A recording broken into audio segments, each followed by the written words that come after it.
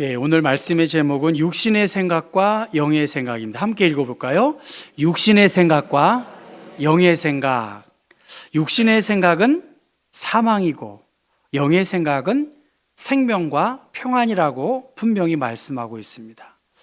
로마서 8장, 제가 2018년에 중요하다고 생각해서 설교했었고 2022년에도 교회 일과에 따라서 설교했는데 2024년에 또 사순절 5째 주일에 로마서 8장 말씀을 전합니다.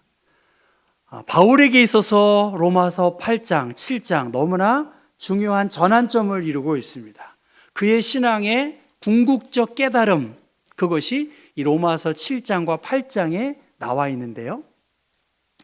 우리가 알고 있는 바울 선생, 그는 복음을 위해서, 율법을 위해서 자신의 전생애를 바쳤던 사람이고, 그리고 스데반 집사를 죽이는 일들, 예수를 믿는 사람들을 잡아 죽이려고 하는 일에 앞장섰던 철저한 율법주의자이고 그 삶의 목표가 그것이었습니다. 그래서 그는 최선을 다해서 율법을 지키려고 애를 썼지만 점점 그의 마음을 짓누르는 무거움이 있었습니다. 그래서 로마서 7장 24절에 보면 오호라 나는 곤고한 사람이다. 나는 불쌍한 사람이라는 거예요. 누가 이 사망의 몸에서 나를 건져줄 수 있을까? 내가 마음으로는 하나님의 법을 잘 섬기고 싶었는데 오히려 육신으로는 죄의 법을 섬기고 있구나라면서 깊은 탄식을 하고 있습니다. 우리가 예수를 믿음 안에서 잘 살고 싶어 해요. 정말 그렇지 않겠습니까? 저도 목회 잘하고 싶고요. 사랑으로 목회하고 싶어요. 여러분들도 예수도 잘 믿고 싶고 말씀 안에 거하고 싶잖아요. 남다르게 열심히 애를 쓰고 싶지만 그게 좀처럼 쉽지 않고 나도 모르게 율법적으로 마음과 생각들이 굳어질 수가 있습니다. 그러니까 육신의 생각이 사망이고 영의 생각이 생명과 평안이라고 한다면 어떻게 보면 우리들은 육신의 생각이 더 자연스럽게 생각될 수 있습니다.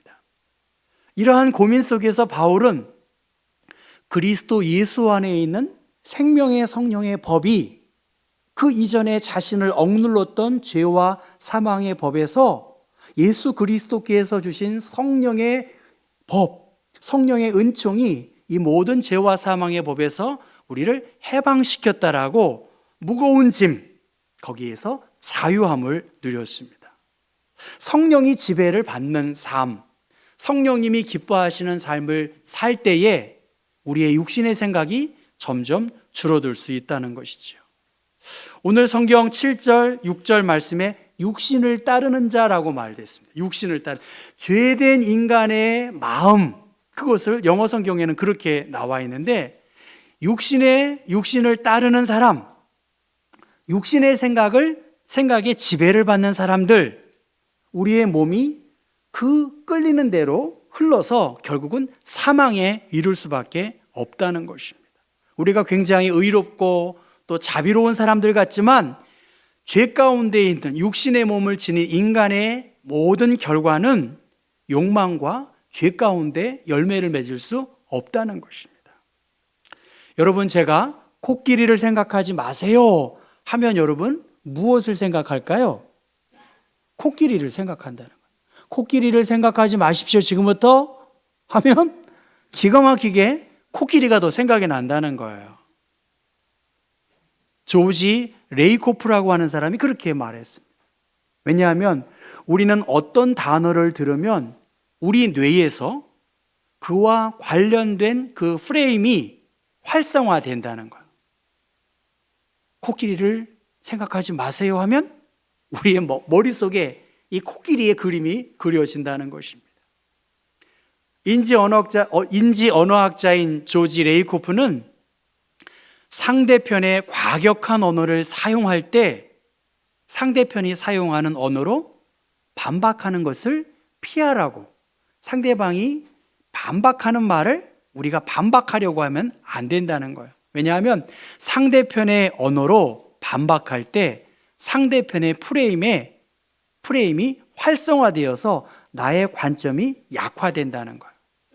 그냥 부정적인 언어에 대하여 부정적인 언어로 반박한다는 것, 그것은 상대방을 이롭게 한다는 거예요. 악을 악으로 대할 때 무엇이 더 번성할까요? 악이 더 번성한다는 거예요. 악을 이기는 것, 무엇이 악을 이길 수 있을까? 로마서 12장 21절의 말씀처럼 선으로 악을 이기라, 그렇게 말합니다.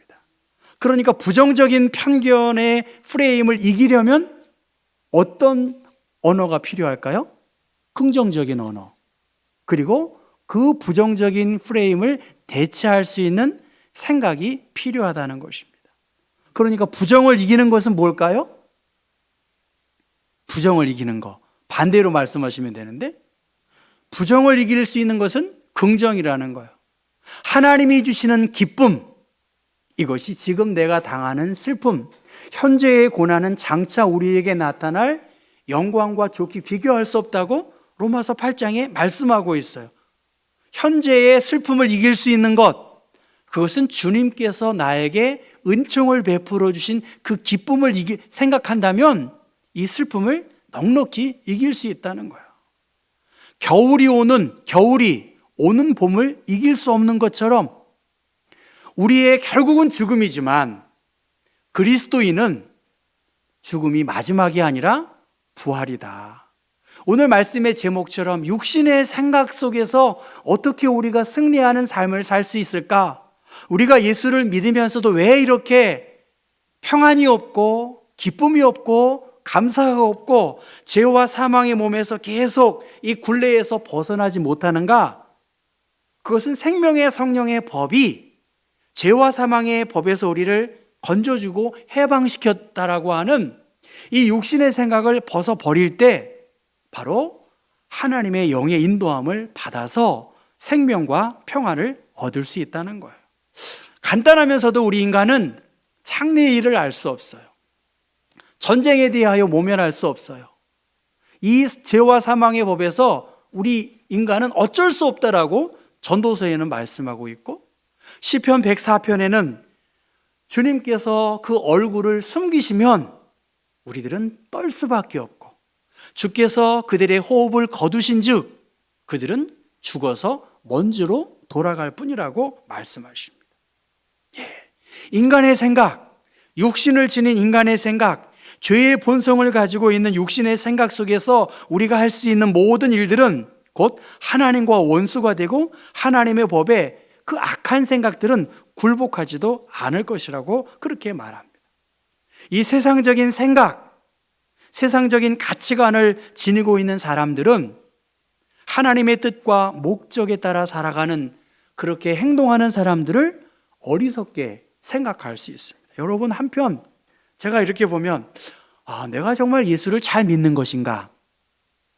이 좋은 날, 이 화창한 날, 지금 서울은 열심히 또 마라톤도 하고요, 캠핑도 갈 수 있고 놀러 갈 수 있는데 우리가 왜 굳이 이 시간에 와서 예배당에 왔을까? 하나님을 예배하고 또 헌금을 드리고 시간을 드리고 또 주방에서 봉사하고 차량으로 봉사하고 왜 이러한 일들을 할까?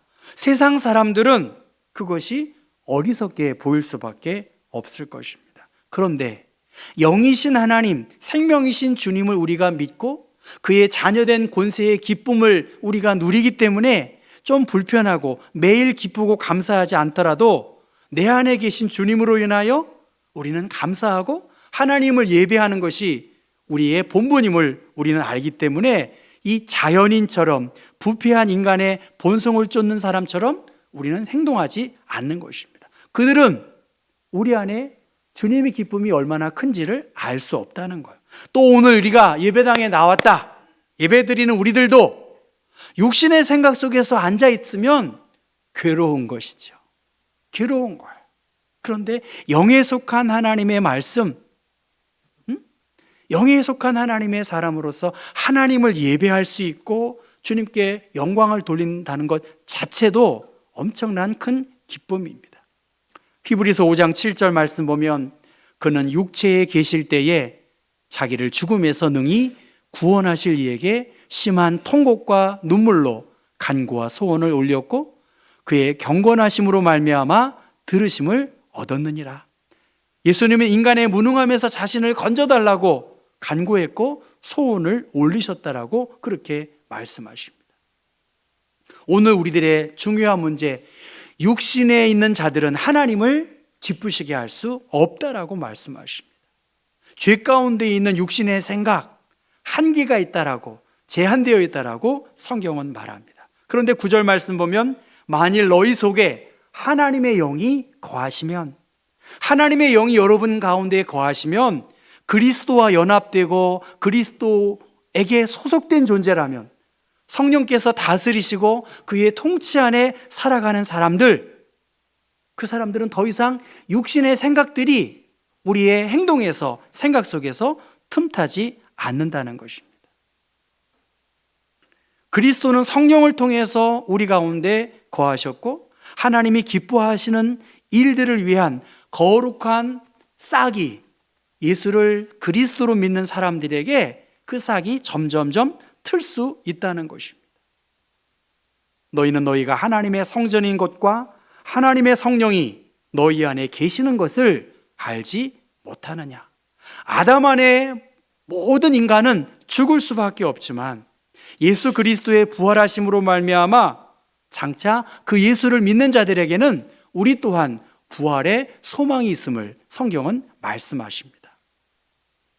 인도 선교사 헤슬리 뉴비긴이라고 하는 사람은 다원주의 사회에서 우리가 놓쳐서는 안 되는 부분이 있는데 그것은 바로 복음에 대한 자신감입니다. 따라해 볼까요? 복음에 대한 자신감을 가져야 한다. 여러분, 복음에 대한 자신감을 가져야 되지 않겠습니까?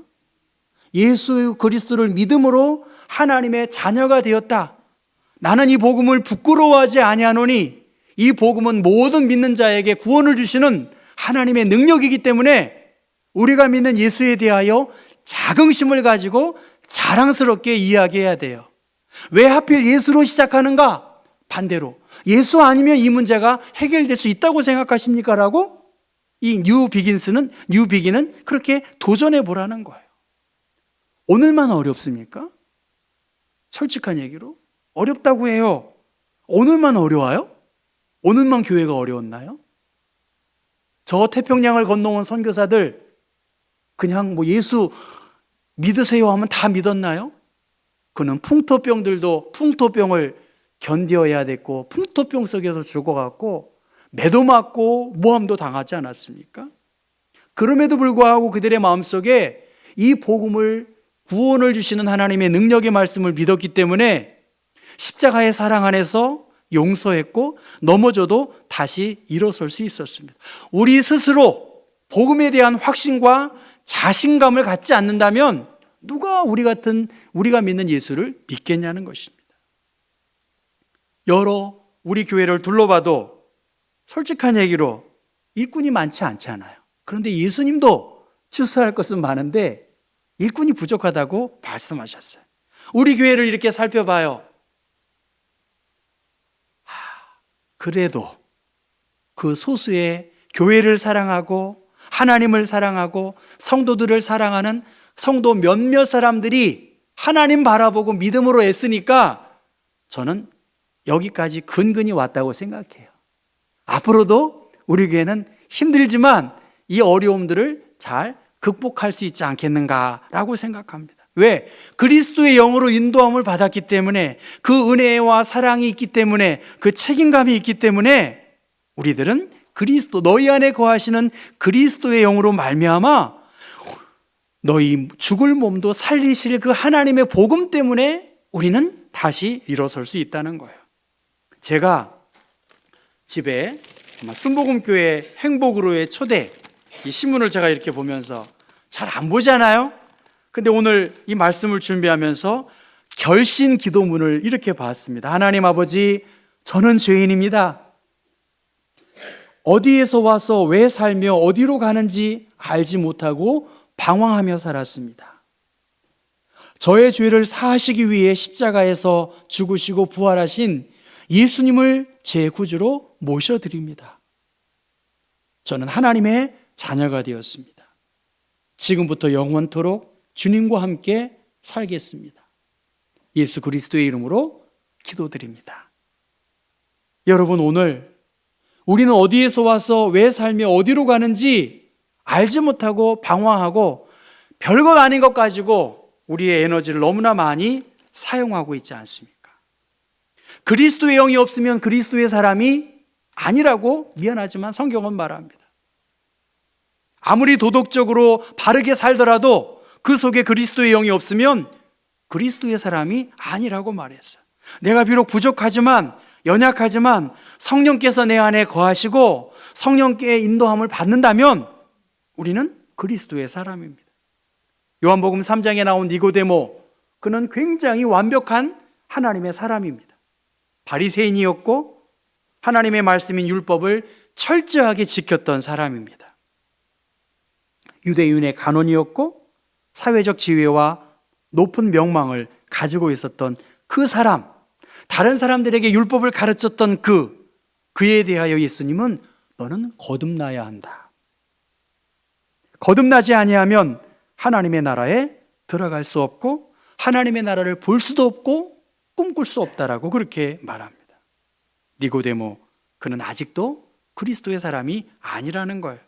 그는 아직도 영에 속한 사람도 아니고 육신 안에 거할 수밖에 없다는 것입니다. 여러분, 오늘 우리들은 많은 어려움이 있고 갈등이 있습니다. 교회에 나와 앉아 계신 것도 대단한 용기라고 생각합니다. 그런데 어느 날, 어느 때까지 이 육신의 생각과 영의 생각, 이 세속적 가치와 생각 속에서 방황하고 고민할 수 있을까? 이기적인 욕심, 세속적인 것을 따르지 않고 대신 하나님이 기뻐하시는 그러한 일들을 위해 선택하고 결단할 수 있을까? 영적인 생각과 육적인 생각이 거기서 거기일 수 있을 때가 많이 있지 않습니까? 그런데 그것이 여기에서 업그레이드 되지 않고서는 끊임없이 내 스스로도 힘들고 그 모습을 바라본 다른 사람들 또한 힘들 수 있습니다. 바울이 깨달은 하나님의 말씀, 죄와 사망의 법에서 너를 해방할 수 있는 것은 생명의 성령의 법, 하나님의 영의 인도함을 받는 그의 영으로 말미암아 하나님이 베푸시는 영적인 능력과 권능으로 말미암아 그들은 경험했어요. 복음이 얼마나 아주 강력한 힘을 가지고 있는지, 권위와 능력을 가지고 있는지. 그래서 병 고침도 경험했고 누군가를 위하여 기도할 때 병이 낫는 역사도 있었고 복음을 담대하게 전할 수 있는 용기도 하나님의 성령의 인도함을 받아서 그렇게 드러냈습니다. 베드로전서 1장 22절의 말씀 보면 마음으로 뜨겁게 서로 사랑했다라고 그렇게 말씀하십니다. 여러분, 생각이 중요합니다. 지금 이 시간 여러분이 어떤 생각을 갖고 계신지, 지금 그 생각이 여러분의 신앙과 삶에 지극한 영향을 끼치고 있습니다. 지나친 집착, 그리고 영을 가로막는 이 육신의 생각, 우리가 경계해야 할 것입니다. 보암직도 하고 먹음직도 한 그러한 유혹들이 우리 주변에 너무나 많이 있습니다. 그리고 또한 일상의 소소한 삶이 얼마나 고맙고 귀한지 우리가 잃어버려서는 안 됩니다. 저희 아이가 출장을 가서 한 3, 4일 다른 곳에 숙소도, 제가 보기엔 숙소도 좋고 밥도 나오고 굉장히 좋을 텐데 집을 그렇게 그리워하더라고요. 집이 최고야, 집밥이 최고야, 자기들이 해서 먹는 고생인데 말이죠. 여러분, 무엇입니까? 무엇이 나를 영적으로 곤고하게 하고 갈급하게 하고 있는가? 일상의 소중한 진리가 우리 가운데 있는데 이 소소함을 우리가 누리고 살아가야 되지 않겠냐는 거예요. 너희 속에 하나님의 영이 거하시지 않으면 우리가 씨름해야 하고 몸부림쳐서 바울이 7장과 8장에 그 변화가 있었던 것처럼 오직 너 하나님의 사람아 이것들을 피하라라고 그렇게 말씀하십니다. 이것들을 피하라. 의와 경건과 믿음과 사랑과 인내와 온유를 따르며 믿음의 선한 싸움을 싸우라. 영생을 취하라. 이를 위하여 내가 부르심을 받았고 많은 증인 앞에서 선한 증언을 하였도다라고 그렇게 말씀하십니다. 무엇이 우리의 생각 속에서 자리 잡고 있는가? 상대방의 부정적인 생각을 이길 수 있는 방법은 긍정적인 언어와 생각의 틀이 필요한 것이고요. 선으로 악을 이겨야지. 악을 악으로 대할 때에 나도 모르게 내가 괴물이 될 수 있다는 것입니다. 성령께서 우리 안에 새로운 일들을 이루어 가기를 원하고 있고, 거룩한 변화가 이제는 좀 필요하지 않겠나 하는 생각입니다. 그리고 이 영의 생각을 쫓아서 하나님이 기뻐하시는 그러한 일들을 생각한다고 하면 우리 스스로 자유할 수 있고, 그 무엇보다 그 이름에 걸맞는 그리스도인다운 삶을 살 수 있습니다. 그리고 하나님의 영의 인도함을 받으면 우리 한 사람 한 사람이 생명과 빛의 역할을 감당하기 때문에, 적어도 내가 그 공동체에 있다면 그 공동체 안에서 예수님께서 그 공동체를 이루기 위해서 낮아진 것처럼 하나님의 아름다운 일들을 드러낼 수 있을 것이라고 확신합니다. 사랑하는 성도 여러분, 우리는 예수를 주인으로 삼고 있는 사람들이고, 예수 그리스도를 인격적으로 받아들였을 때 우리의 마음밭에 복음이 심겨지고 있고요. 이 심겨진 복음을 잘 살피셔야 돼요. 이제 누굴 탓할 그럴 때가 아니에요. 내 스스로 내 신앙을 지키고, 그리고 이 복음에 대하여 자긍심을 가지고 누군가에게 이 예수를 믿어보자고 한번 외쳐보고, 한번 멋지게 한번 믿음 생활 해보자라고, 나의 남은 인생이 그렇게 오래지 않다라고 하는 것을 우리가 인정한다면, 정말 이 봄의 계절, 그리스도의 계절이 오도록 우리의 믿음에 새로운 발돋움이 있을 수 있는 그러한 일들을 위해서 여러분 도전할 수 있기를 주님의 이름으로 부탁합니다.